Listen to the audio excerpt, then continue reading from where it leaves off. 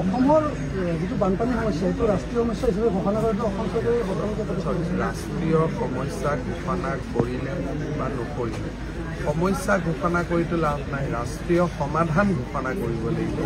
সমস্যা ঘোষণা কৰিলে মই কি পাম তাৰ পৰা?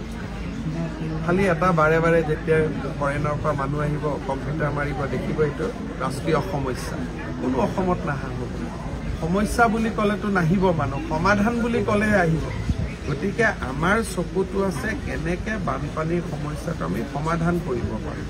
আজি আপোনালোকে চাওক যে ৰাজ্য চৰকাৰৰ প্ৰচেষ্টাত আজি আপোনালোকে পলাশবাৰীতে চাওক, এই গোটেই মথাউৰিৰ ছাইডত ক'তো পানী তেনেকৈ উঠা নাই। সমস্যাটো ৰিভাৰ ছাইডত হৈ আছে, য'ত মথাউৰিৰ নদীৰ ফালে মানুহ আছে।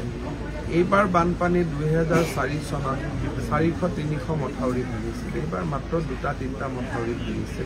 গতিকে লাহে লাহে আমি সমাধানৰ পথত আগবাঢ়িছোঁ।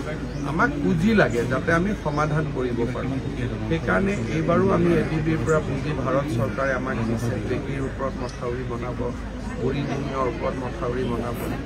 ভাৰত চৰকাৰে মোক কৈছে যে আৰু টকা পইচা দি য'ত মথাউৰি বনাব। সেইকাৰণে মই সমস্যাৰ চেষ্টা কৰা নাই, মই ৰাষ্ট্ৰীয় সমাধান ঘোষণা কৰিব পাৰি নেকি তাৰ কাৰণে চেষ্টা কৰিম।